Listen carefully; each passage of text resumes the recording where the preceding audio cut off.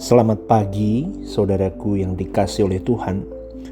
Saudaraku, Allah kita yang hidup, Allah kita, Bapa kita, Elohim Yahweh, pasti menguji setiap kita, pribadi lepas pribadi, untuk melihat siapa yang benar-benar serius berurusan dengan Dia, atau seberapa serius kita berurusan dengan Dia.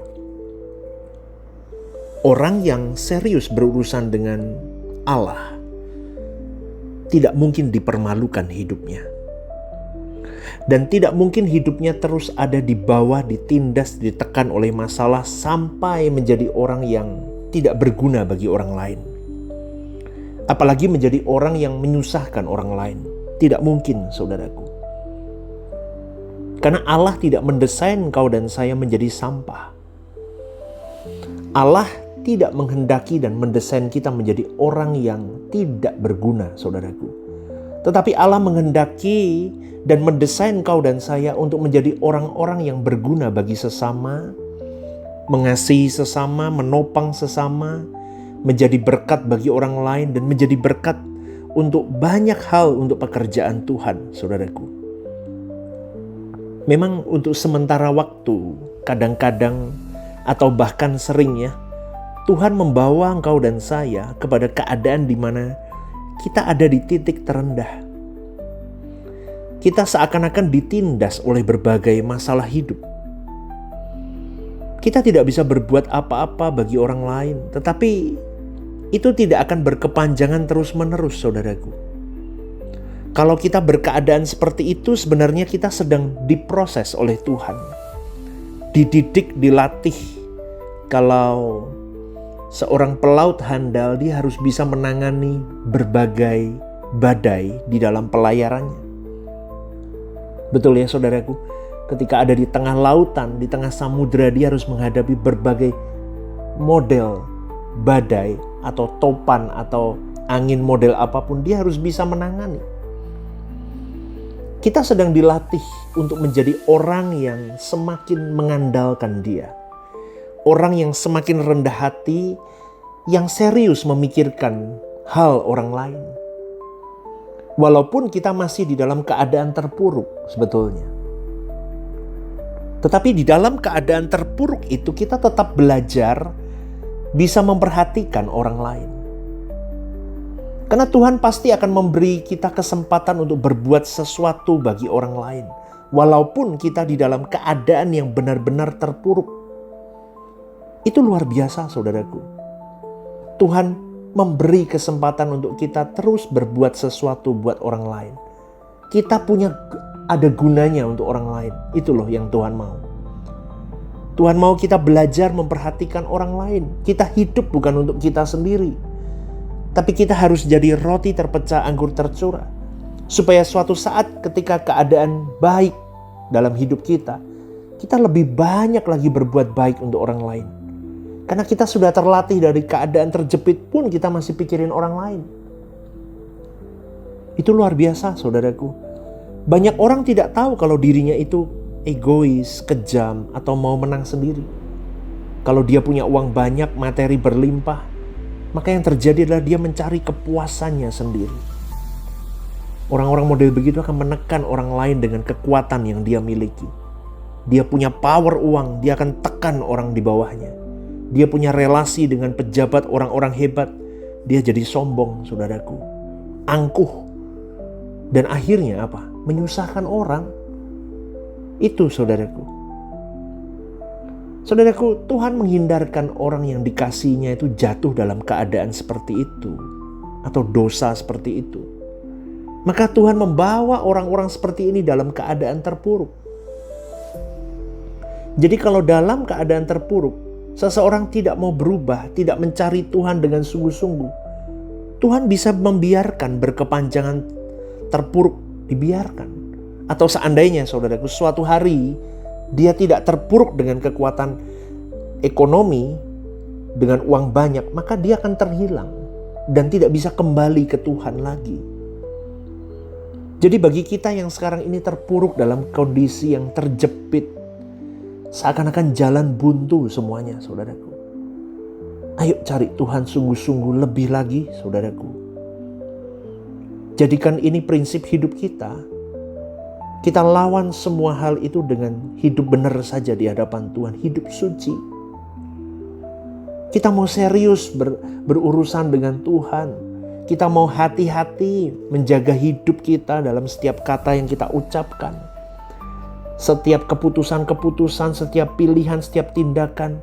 Kita mau memperhatikan apakah yang kulakukan, apakah yang kuucapkan, yang kupikirkan, yang keluar dari hatiku ini menyenangkan hati Tuhan apa enggak? Apakah keputusan-keputusanku yang aku pilih ini menyenangkan hati Tuhan apa enggak? Maka kalau kita melakukan ini, Tuhan melihat kita dengan serius. Maka Tuhan akan mendidik kita menjadi orang-orang yang mampu melewati semuanya ini, saudaraku. Dia akan membawa kita menjadi orang-orang yang lemah lembut. Orang-orang yang rendah hati, orang-orang yang peduli dengan sesama. Kita suka menolong orang. Maka kalau kita diberkati secara materi, kita punya kenalan banyak orang-orang hebat sekalipun, maka kita tidak jadi sombong, kita tetap seperti kita hari ini. Itu yang Tuhan mau. Itu yang saya dapatkan ya, saudaraku. Karena Tuhan mau karakter kita itu baik. Ketika kau di keadaan terpuruk, kau berada di gunung tinggi, kau diberkati pun, kau tetap di dalam karakter yang baik, yang tepat.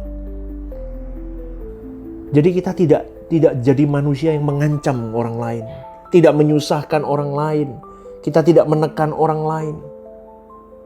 Kita jadi orang yang seperti hari ini, rendah hati, suka menolong, kita punya kelemah lembutan.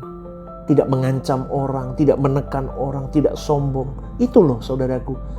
Maka di dalam keadaan sulit itu Tuhan menggocoh dan sedang mengikis semua manusia lama kita. Karakter-karakter buruk kita. Watak puluhan tahun kita yang sudah terbentuk. Betul kan? Kita diasuh oleh keluarga. Keluarga kita pasti sakit saudaraku. Karena kalau mereka tidak di dalam Tuhan sungguh-sungguh, pasti keluarga yang kita miliki keluarga yang sakit. Pasti kita menjadi orang sakit juga, sakit jiwanya. Karena kita punya karakter-karakter yang kita warisi dari generasi di atas kita yang sakit, saudaraku. Maka di dalam Tuhanlah kita tinggal di dalam Dia. Dia tinggal di dalam kita. Kita tekun untuk mendekat kepada Dia. Kita hati-hati dengan apapun yang sedang kita ucapkan, kita pikirkan, semuanya itu dengan segala keadaan yang menjepit engkau dan saya hari ini. Itu akan membuat engkau dan saya semakin berkaca diri dan semakin mawas diri. Dan itulah proses pembentukan Tuhan. Maka nanti suatu hari ketika Tuhan izinkan kita lebih baik hidup kita, kita tidak gila hormat. Amin. Ya, kita tidak menikmati pujian lagi dari manusia lain. Kita tidak mencari kekaguman dari manusia lain. Karena Tuhan mengajar kita memiliki pikiran dan perasaannya. Ketika kita di dalam keadaan terpuruk, terjepit, diinjak-injak seakan-akan, Tuhan mengajari kita untuk memiliki pikiran dan perasaan Tuhan. Maka ketika keadaanmu sulit begitu ya, mintalah kekuatan pada Tuhan. Dan carilah Tuhan, terus menggebu saudaraku mencari Dia. Menggebu menemukan Dia, menggebu memeluk Dia, menggebu menghisap Tuhan. Artinya apa ya? Maksud saya begini, mau tidak mau itu pilihan kita satu-satunya dan itu jalan kita. Agar suatu saat ketika kita jadi kuat, kita bisa menopang orang lain, bukan menindas orang lain. Karena kita pernah mengalami keadaan-keadaan terpuruk, diinjak, dihina, dipojokkan.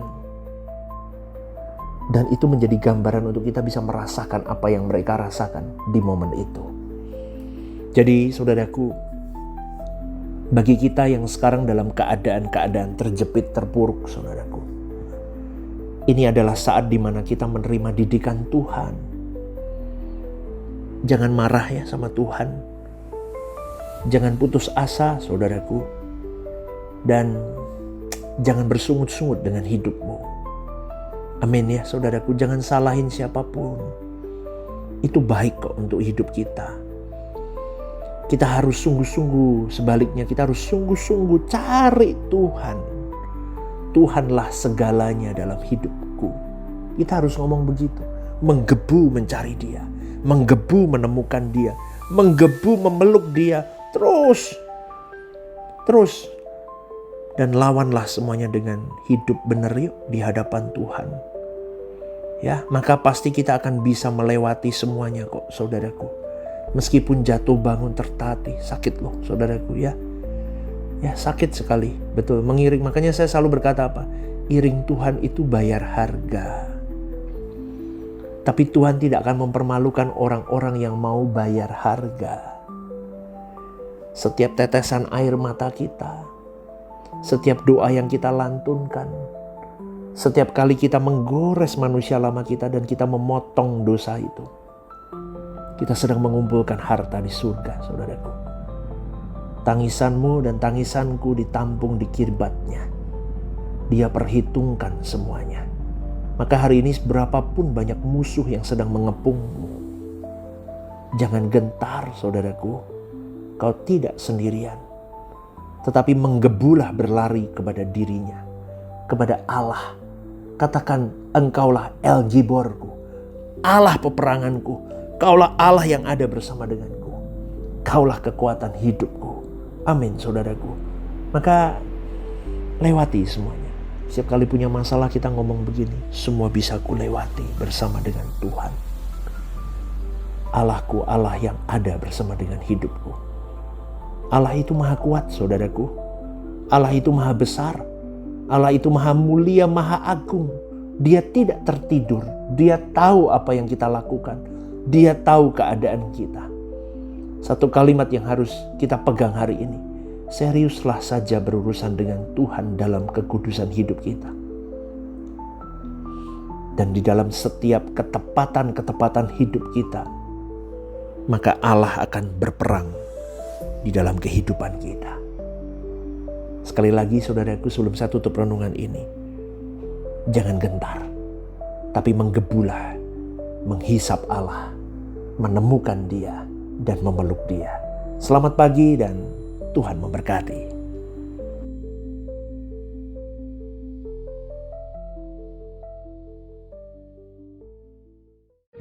Ibadah Suara Kebenaran setiap hari Rabu jam 6:30 malam di Gereja Sentral AND Mall lantai UG. Ibadah Raya setiap hari Minggu jam 10 pagi di Gedung Gereja Sentralan Mall lantai UG, disertai ibadah anak dan teens. Home Usia Indah setiap Jumat Minggu kedua jam 5:30 sore di Gedung Gereja. Ajak rekan dan saudara Anda untuk bergabung bersama kami.